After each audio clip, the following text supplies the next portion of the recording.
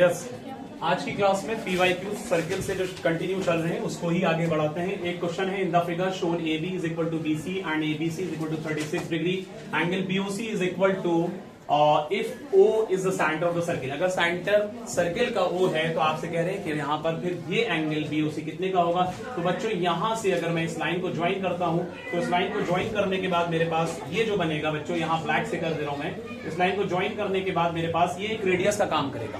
जैसा कि आप देख रहे हैं कि यहां से यहां तक एक रेडियस, यहां से यहां तक दूसरा रेडियस, यहां से यहां तक तीसरा रेडियस, जितने भी बनेंगे सर्किल के अंदर सारे इक्वल होंगे एक पॉइंट की। अब एक बात ये समझ में आती है, अगर मैं ट्राइंगल की बात करता हूं, कौन सा ट्राइंगल की बच्चों, यहां पर मैं अगर बात कर रहा हूं बीओसी ट्राइंगल की, कौन सा ट्राइंगल की, बीओसी ट्राइंगल की, ठीक है। अब देखिएगा जरा इसको, यहां पर मैं बात कर रहा हूं बच्चों बीओसी ट्राइंगल की। कौन सा ट्राइंगल है, बीओसी, ये वाला ट्राइंगल की मैं बात कर रहा हूं। तो इस ट्राइंगल के अंदर अगर कोई दो साइड अपोजिट साइड इक्वल है आपस में, ये वाली साइड इस साइड के इक्वल है, तो इसका ये एंगल इस एंगल के इक्वल डेफिनेटली हो जाएगा, एक पॉइंट। अब सवाल इस बात का है कि ये जो ओ है वो आपका क्या है, ट्राइंगल का ही सेंटर एक तरह से और सर्किल का भी है। तो जब ऐसी सिचुएशन होती है कि सर्किल के सेंटर से ट्राइंगल का सेंटर बनता है, तो इसका मतलब वो इन सेंटर का काम करता है। इसका मतलब ये है कि इन सेंटर से जो भी लाइन जाती है वो एंगल को बाइसेक्ट करती है। तो मेरा कहना है कि ये एंगल बाइसेक्ट होगा, तो इसका मतलब बीओसी जो बनेगा प्यारे बच्चों, एंगल बीओसी जो बनेगा वो कितने का बनेगा, इस बात को समझने के लिए बीओसी जो बनेगा, angle BOC is equal to 18 degree. कितना आ गया, 18।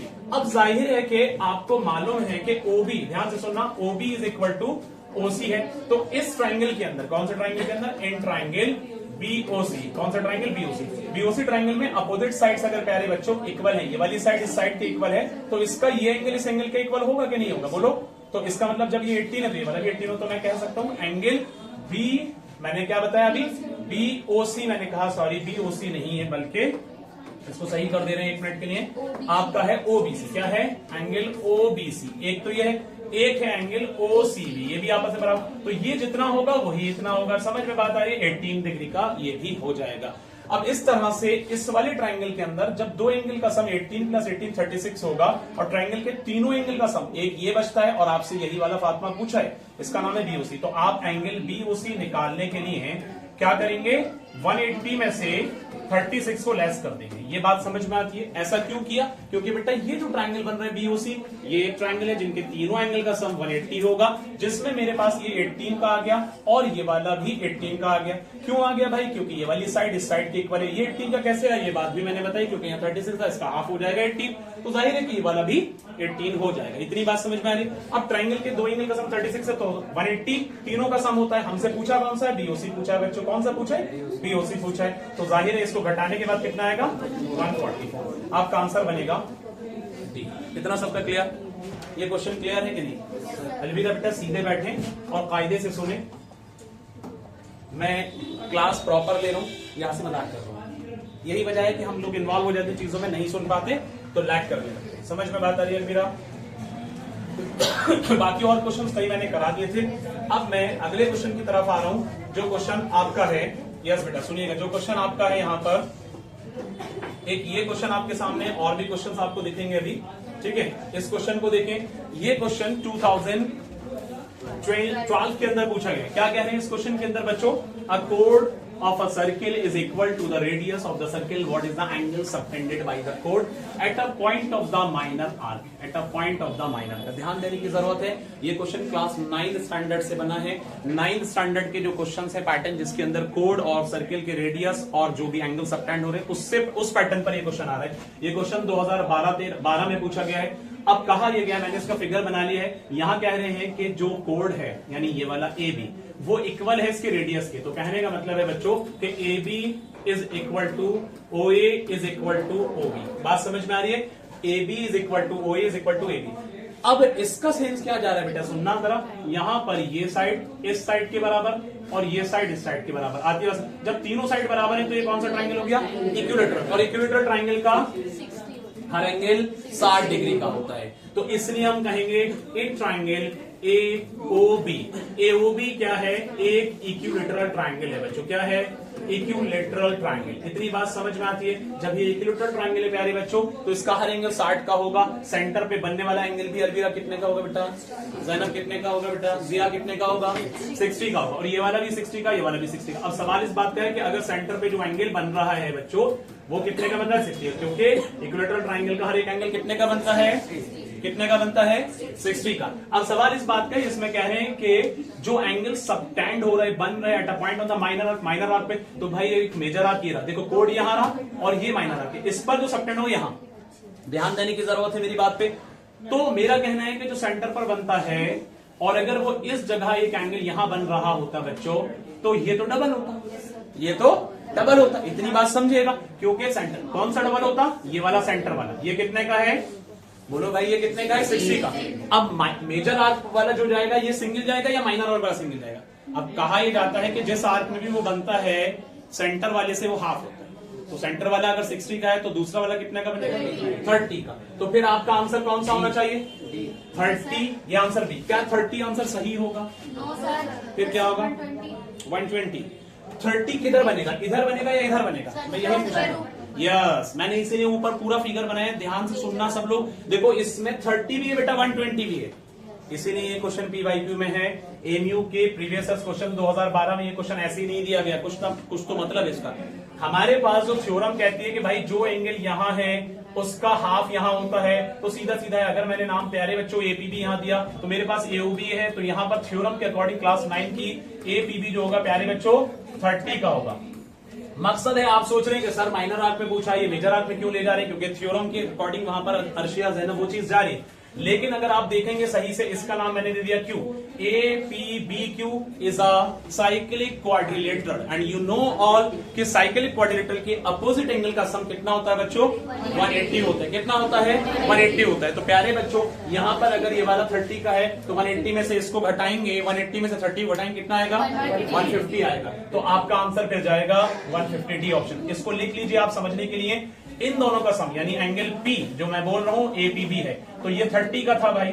अब आप जानते हैं कि एंगल P, ये मैंने लिख दिया, ये सेम ही है। तो एंगल P प्लस Q कितना होगा? Q का मतलब जो माइनर आर्क है जिसका नाम AQB है, तो ये कितना होगा? 180। तो इस हिसाब से ये सीधा सीधा समझ में आता है एंगल AQB बच्चों। कौन सा?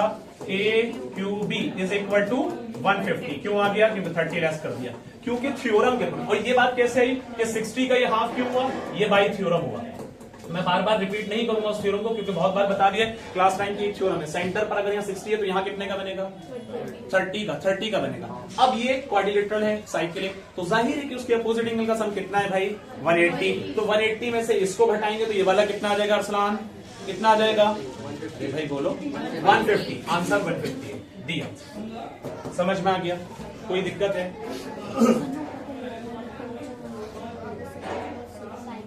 नेक्स्ट क्वेश्चन होगा अगला क्वेश्चन होगा बच्चों आपका ये देखिए, ये भी क्लास 9 के एक एक्सरसाइज है। आई थिंक 10.3 या 10.4 एक्सरसाइज है, शायद लास्ट की एक्सरसाइज के क्वेश्चंस हैं। और उस एक्सरसाइज के क्वेश्चंस का शायद यहां पर वर्ड चेंज कर दिए, मंदलीप और ऐसे करके कुछ नाम, 3 नाम थे वहां पर। उसमें इस तरह से ये चीज सेम बन रही थी, लेकिन वो उस पैटर्न में, बट यहां पर स्टेटमेंट को चेंज किया है। क्वेश्चंस वही है और लगभग आंसर भी उसका क्लास 9 की उस एक्सरसाइज का वही क्वेश्चंस का आंसर है। मेरे ख्याल से क्वेश्चन नंबर 6 है, 10.3 या 4 का, आई थिंक सो। देखते क्वेश्चन क्या कह रहा है। ये क्वेश्चन 2011-12 के अंदर पूछा गया है। इस क्वेश्चन में कहा गया इधर सर्किल ऑफ रेडियस 5 सेंटीमीटर। ध्यान से सुनना, मैंने कुछ चीजें इसको प्रिपेयर करके रखी हैं, क्योंकि यहाँ पर सर्किल बनाना, इसको गवर्न और कंस्ट्रक्शन लिखना थोड़ा टाइम जाता है, उस हिसाब से मैंने रखा है यहाँ पर। बट आपको समझा देता हूँ। इन सर्किल ऑफ रेडियस 5 सेंटीमीटर, कितने का है भाई? 5 सेंटीमीटर का। तो मैंने मेंशन किया 5 सेंटीमीटर। अब जाहिर है कि यहां से यहां तक 5 कह रहे हैं कि PQ एंड QR, PQ ये कोड है और QR एक कोड है। जितने कितने का है बच्चों? 6 सेंटीमीटर का। Then the length of the code, code कौन सा है भाई? ये वाला है PR। कोड कौन सा है? PR, ये वाला है। तो इसकी आपको लेंथ बतानी है। ये क्वेश्चन किस ईयर में है? 2011 में है, एमयू के पेपर में, ओरिजिनल पेपर में। अब जरा देखो, सबसे पहला काम मैंने क्या किया कि यहां पर मैंने OM, ये बेटा M नाम है, ये क्या है बच्चों? M, ये सॉरी ये तो N है। मैंने क्या किया? M यहां रखा है बच्चों, जरा ध्यान से देखना। M रखा है। सबसे पहले मैंने OM को परपेंडिकुलर ड्रॉ किया PQ के ऊपर। ऐसा क्यों किया, मैं ये रीजन भी आपको बताऊंगा। OM परपेंडिकुलर PQ के ऊपर मैंने ड्रॉ किया। उसके बाद आपको मालूम है सेंटर से किसी कोड के ऊपर परपेंडिकुलर जो डाला जाता है उस कोड को बाइसेक्ट कर देता है। उस कोड को क्या करता है? बाइसेक्ट कर, दो बराबर पार्ट्स में अब तरह बाइसेक्ट कर देता है। तो इसका मतलब भाई ये है कि पीएम जो होगा वो एमक्यू के बराबर, मतलब पीएम यहां से यहां तक, यहां से यहां तक बराबर। तो पीक्यू जो था वो कितना लेंथ था भाई? कितना था? 6 सेंटीमीटर का। तो ये बाइसेक्ट करेगा तो कितना हो जाएगा पीएम? बोलो भाई 3 सेंटीमीटर का होगा कि नहीं होगा? सुबाना, अरसलान, जुबैर। तो बेटा अब मैंने फिर फॉलो किया, ये स्टेप सबके क्लियर हैं जो मैंने यहां लिखे सारे बच्चों के? कोई कंफ्यूजन किसी को लगी रहा?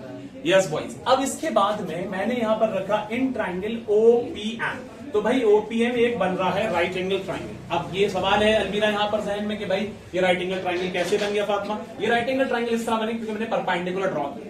मैंने यहां पर बेटा सुन लीजिएगा, मैंने यहां पर परपेंडिकुलर ड्रॉ किया। परपेंडिकुलर ड्रॉ किया तो इसका मतलब क्या जाता है कि भाई यहां जो है 90 डिग्री का बनेगा। तो इसका मतलब ये वाली साइड आपकी बाइसेक्ट कर रही है, कोड को बाइसेक्ट करती है ये लाइन। तो ये 3 सेंटीमीटर, ये 5 सेंटीमीटर का रेडियस था। तो अब आप देख रहे हैं इन ट्राइंगल ओपीएम में हम जा रहे हैं। इसके अंदर 5 का स्क्वायर इन हाइपोटेन्यूज के बराबर है बेस 3 का स्क्वायर प्लस परपेंडिकुलर कितना है प्यारे बच्चों? OM का स्क्वायर। पाइथागोरस थ्योरम लगाना। ये स्टेप सब तक क्लियर? ये चीजें कैसे आई? कोई कंफ्यूजन किसी को? Yes boys and girls. अब इसके बाद में 5 का स्क्वायर 25 और 3 का स्क्वायर 9। 25 में से 9 के कितने बचे बच्चों? 16 is equal to OM square. ये स्टेप मैंने एक कम कर दिया, कोई घबराने की जरूरत तो नहीं है। बात समझ में आ गई? तो सीधा सीधा है अब तला OM इज इक्वल टू कितना आ गया? 4 सेंटीमीटर। तो प्यारे बच्चों OM निकालने का मकसद क्या था वो भी बता देता हूं। अलवीरा बेटा आपका फोकस नहीं होता है, बहुत बुरी बात है। फैन ऑन कर दो बेटा। OM जो है ये आपका कितना है? 4 सेंटीमीटर। ध्यान से सुनो, OM 4 सेंटीमीटर है। अब मैंने ये क्यों लिया बेटा? क्योंकि गर्ल्स मैंने क्यों लिया? क्योंकि बेटा ये 4 सेंटीमीटर मेरे पास हाइट निकल गई और मेरे पास बेस जो है PQ है। अब मैं फॉलो करूंगा स्टेप को, जरा सुनते रहिएगा, देखते रहिएगा। इन ट्राइंगल OPQ क्वेश्चन अच्छा है। इन ट्राइंगल बेटा OPQ, कौन सा ट्राइंगल ले रहा हूं अंशरा? OPQ। ठीक है मतलब OPQ के अंदर मैं यहां पर एरिया निकाल रहा हूं किसका बेटा? OPQ का। अब आप जानते हैं क्या होता है? Half into base into height, यही होता है ना। तो हाफ की जगह हाफ, बेस की जगह भाई जो ये वाला बेस है ये है 6 और हाइट कितनी है भाई? 4। तो आपने देखा 2 1 जा 2 2 जा, तो कुल मिलाकर के 12 सेंटीमीटर स्क्वायर। जो बच्चे बात कर रहे हैं जरा फोकस कर लें। 12 सेंटीमीटर स्क्वायर आपका क्या है बेटा? ये किसका एरिया है? OPQ का एरिया। मकसद क्या है एरिया निकालने का बताता हूं। अब एक ट्राइंगल के अंदर डिफरेंट बेस और डिफरेंट हाइट हो सकते हैं, पॉसिबल है, लेकिन एरिया हमेशा सेम आएगा। एरिया हमेशा सेम आएगा। तो प्यारे बच्चों अब इसी वाले ट्राइंगल को मैं ऐसे लूंगा। नाउ अगेन इन ट्राइंगल, ध्यान से सुनना, इन ट्राइंगल OPQ। कौन सा ट्राइंगल ले रहे हैं प्यारे बच्चों? OPQ ले रहे हैं, लेकिन मैं बेस मानता हूं इसको, बेस मानता हूं OQ को। तो भाई इसका अगर मैं एरिया निकालता हूं, एरिया ऑफ OPQ, ध्यान से सुनना, area of OPQ is equal to half into base. अब ध्यान से सुनना, मैं बेस मान रहा हूं ये वाली लाइन जिसका नाम है OQ इंटू हाइट। जब मैंने बेस इसको माना तो प्यारे बच्चों हाइट कौन सी हो जाएगी? हाइट हो जाएगी ये वाली, हाइट हो जाएगी ये वाली। आती बात समझिए, जिसका नाम है PN, जिसका नाम है PN। ये मैंने लिखा है प्यारे बच्चों N लिखा है। क्या लिखा है? N लिखा है। ये स्टेप्स सब ध्यान से सुनना, फिगर को जज करते रहना तब समझ आएगा। अब यहां पर मैंने अभी एक बात बताई कि भाई किसी ट्राइंगल के एरिया हमेशा सेम आएगा, लेकिन उसके बेसिस और ऑल्टीट्यूड या उसके हाइट बदलते रहते हैं। तो इसके अंदर बेस और ऑल्टीट्यूड, लेकिन एरिया OPQ का जितना था यहां रख दो। कितना था भाई? 12 सेंटीमीटर स्क्वायर। हाफ की जगह हाफ। OQ कितना था?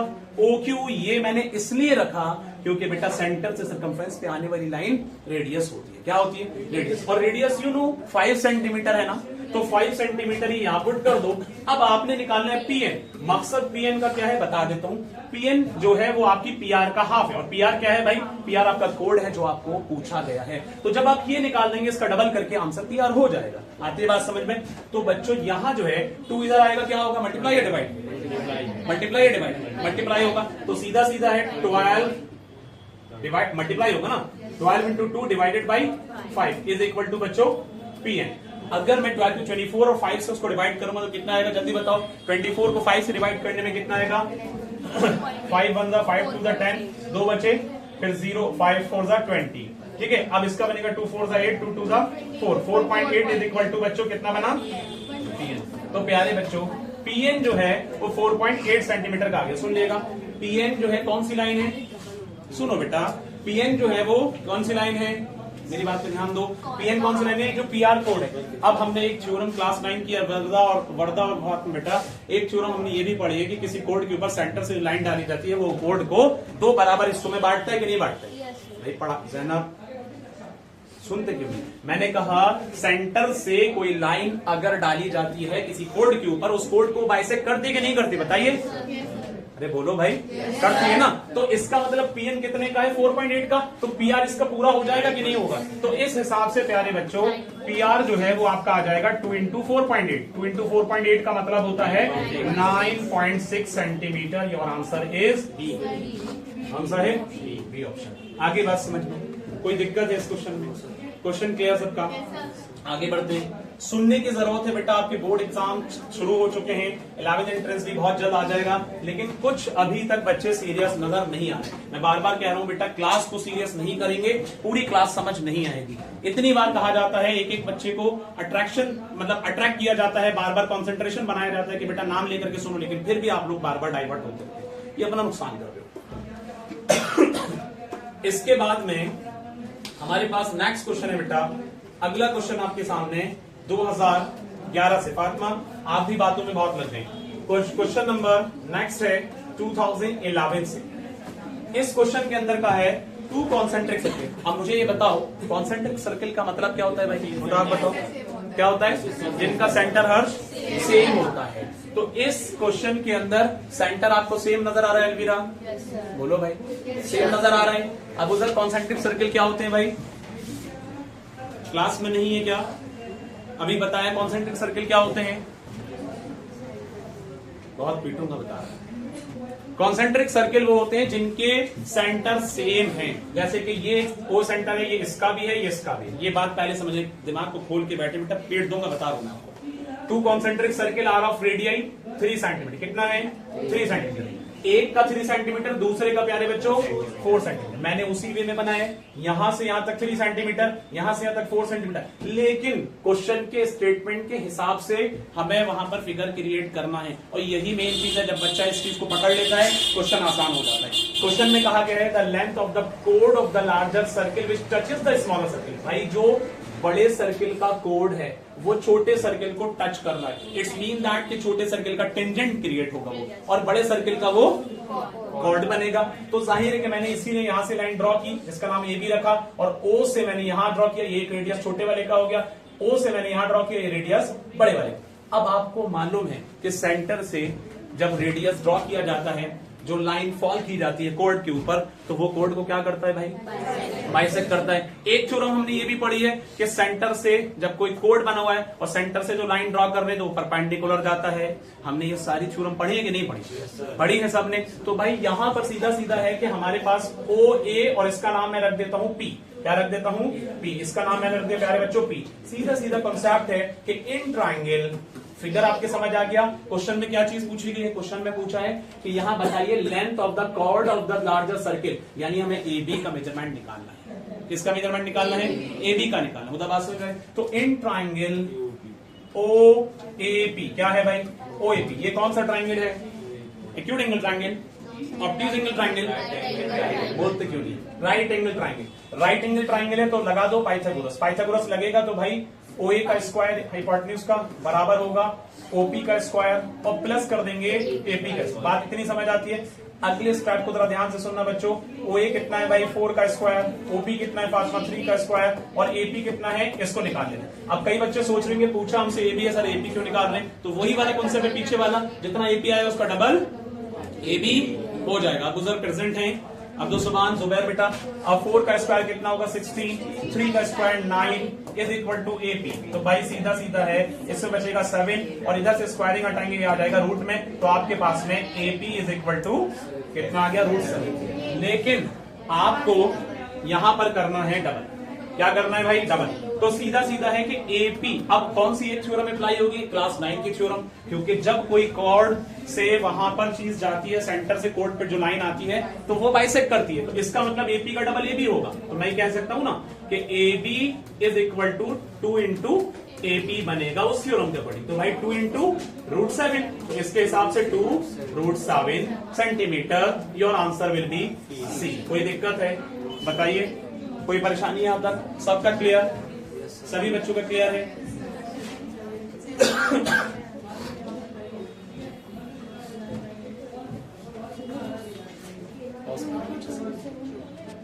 सेफ्टी बच्चों। Next question boys and girls, next question, ये क्वेश्चन 2010 से पूछा है बेटा, 2010 एमयू में उमरा, फौरन शुरू कर दें।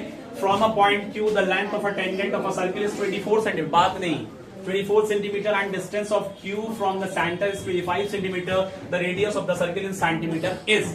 इस क्वेश्चन के अंदर सबसे इंपॉर्टेंट चीज है कि हमें उसके स्टेटमेंट को अलविदा या तो आप यहां करके पढ़ा लो, मैं बैठ जाता हूं, या फिर ऐसा है कि आप खामोश होकर के कायदे से सुन लो, वरना फिर मेरे पास दूसरा भी ऑप्शन है, मैं पिटाई भी करता हूं लड़कियों की, ये ध्यान रखना। क्योंकि मैंने अभी रेस्ट दिया मैंने, फिर 2-4 मिनट में कुछ नहीं कहा, आप लोग बात करो, एंजॉय करो, कोई मसला नहीं।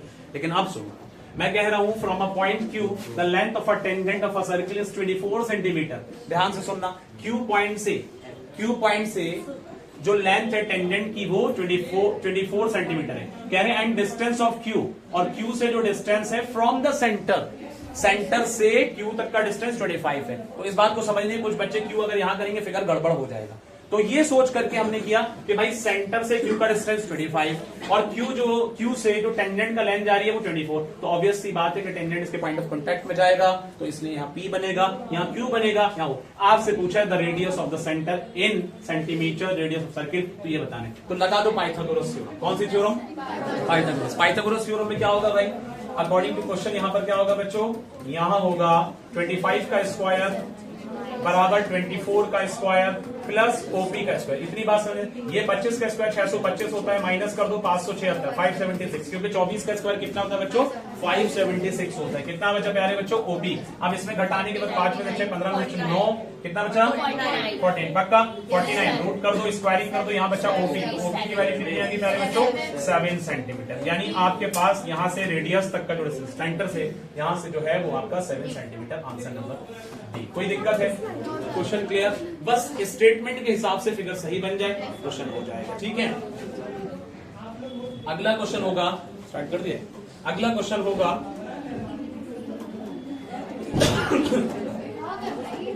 यस बच्चों, नेक्स्ट क्वेश्चन आपके सामने, बात नहीं करें। अगला क्वेश्चन, एक और क्वेश्चन था बीच में, ये रह गया था आई थिंक। देखो बच्चों, इस क्वेश्चन को जरा देखना है सही से। मैं आपको बता देता हूं, ये क्वेश्चन का फिगर भी थोड़ा सा टिपिकल है, मैंने इसको बना के रखा पहले से टाइम को बचाने के लिए। बस स्टेटमेंट को सुनना है, फिर फिगर समझा देते हैं। PQ is a cord of length 8 centimetre of a circle of radius 5 centimetre, the tangent at P and Q intersect at a point T, the length TP is in centimetre, ये आपको बताना है। कुल मिलाकर के ये क्वेश्चन 2015 के अंदर एमयू के ओरिजिनल पेपर में पूछा गया है, और इस क्वेश्चन का क्या आंसर बनने वाला है बताना। सबसे पहले PQ क्या है, कोड है, तो हमने देखा कि एक नॉर्मल सर्किल बनाया, PQ कोड बनाया जिसकी लेंथ 8 सेंटीमीटर है, सर्किल जिसका रेडियस जो है 5 सेंटीमीटर, तो यहां से यहां तक इसको कनेक्ट किया, ये 5 सेंटीमीटर। ध्यान से सुनना, द टेंजेंट एट P से एंड Q और Q तक at a point T point से द लेंथ ऑफ TP। तो कुल मिलाकर के सेंसफुली ये जाता है कि भाई TP की लेंथ पूछिए तो P से T और Q से T जाएगा। तो इसका मतलब किसी एक एक्सटीरियर पॉइंट से जब सर्किल के ऊपर दो टेंजेंट ड्रॉ किए जाते हैं, थ्योरम 10.2 क्लास 10 की NCERT की बुक के अकॉर्डिंग, वहां पर दोनों टेंजेंट इक्वल होते हैं। इस बात से समझ में आता है कि जो आपका TP है या PT है वो TQ या QT के इक्वल होगा, पहली बात। लेकिन हमसे इत्तेफाक से टीपी ही पूछा गया है। क्या पूछा गया है बच्चों? टीपी ही पूछा गया है। तो भाई टीपी निकालने के लिए फिगर का जो स्ट्रक्चर आपको नजर आ रहा है, अगर मैं देखता हूं यहां से यहां तक 5, यहां से यहां तक 5 और ये पीक्यू का डिस्टेंस कितना था 8। ध्यान से देखना, मैंने छोटा सा मेंशन किया है कि जब ये लाइन सेंटर से ड्रॉ करेंगे तो ये कॉर्ड को बाइसेक्ट करेगा। तो इसका सेंस ये जाता है सुभाना कि यहां पर आपके पास में जो आपका पीक्यू है वो क्या है बच्चों? पीक्यू इज अ कॉर्ड, और ये कितने का है भाई? 8 सेंटीमीटर का है कि नहीं? अब जाहिर है कि अगर मैं O, इसका नाम रखा है मैंने R, तो OR को मैंने ड्रॉ किया तो परपेंडिकुलर जाएगा किसके ऊपर? PQ के ऊपर, बाइसेक्ट भी करेगा। तो इसका सेंस ये जाएगा कि PR जो है वो बच्चों कितने का होगा? 4 सेंटीमीटर। PR कितने का हो गया? 4 सेंटीमीटर। एक बात तो ये आ गई, स्टार्ट सबकी क्लियर हो रही। एक बात आ गई कि PR जो है 4 का है। दूसरी बात, अब आपको मालूम है कि ये वाला हिस्सा कितने का है, ये भी देख लेंगे, लगा देंगे कि, लेकिन आपको मालूम है कि इस ट्राइंगल के अंदर ये 5 है, 4 है, तो पाइथागोरस थ्योरम का एक ट्रिपलेट होता है, पाइथागोरस ट्रिपलेट 3, 4, 5 का। तो सीधी सी बात है कि इधर वाला हिस्सा कितने का आएगा?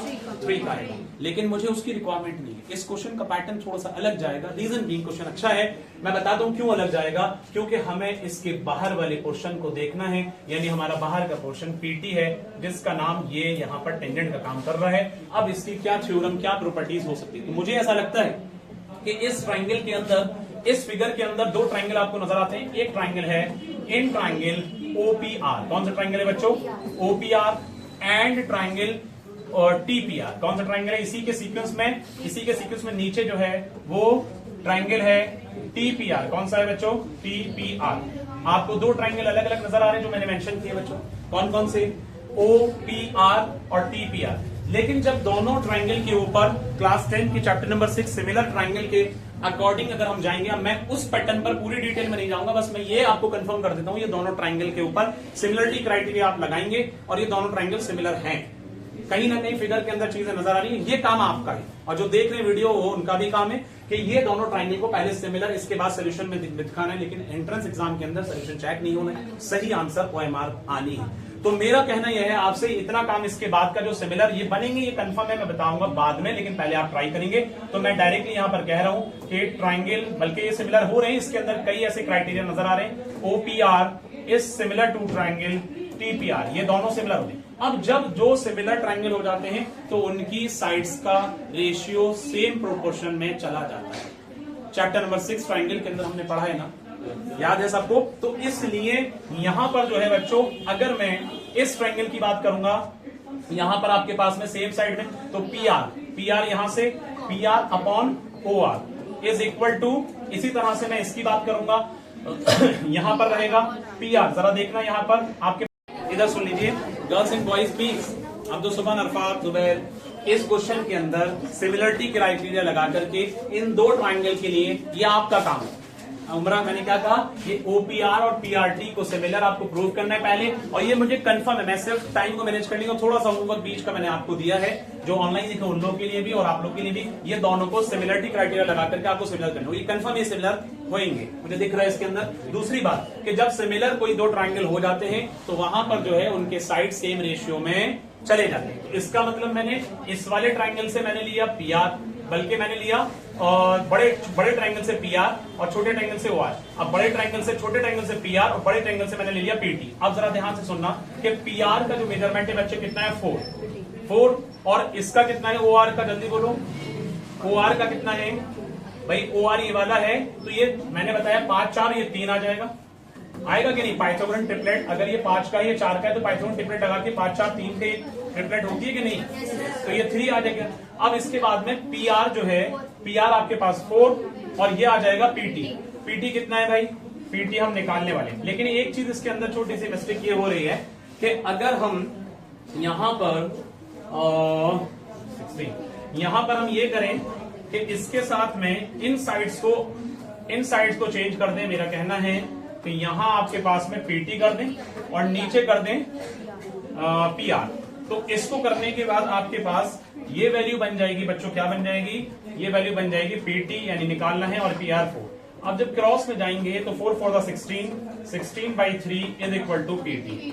आपके पास PT की वैल्यू 16/3, हालांकि इस क्वेश्चन के अंदर जो आपको नजर आ रहा है वो 20/3 है, 20√3 है, या 20 है, या 10 है। अब इस क्वेश्चन को एक बार यहां से देख ले रहे हैं कि क्या इसके अंदर। अब देखो यहां पर बेटा सुने, यहां पर हमारे पास ये दोनों ट्राइंगल, बात नहीं, यहां हमारे पास दोनों ट्राइंगल सिमिलर हो गए। अब इसके बाद में हमने जो साइड का रेशियो लिखा OP अपॉन OR, OP जो है छोटे ट्राइंगल से OR, OP जो है इस ट्राइंगल से OR यहां पर आ गया। इसके बाद में आपके पास PT अपॉन PR, OP कितना है 5 और OR कितना है 3, और PT कितना है ये आपको निकालना है, PT कितना है ये निकालना है, PR कितना है बच्चों, ये आपका हो गया 4। तो अगर आप इस हिसाब से देखेंगे 25 for the 20/3 is equal to PT, तो आपके पास में जो PT जाएगा वो 20/3 जाएगा। आपका आंसर बनेगा C। क्लियर सबका?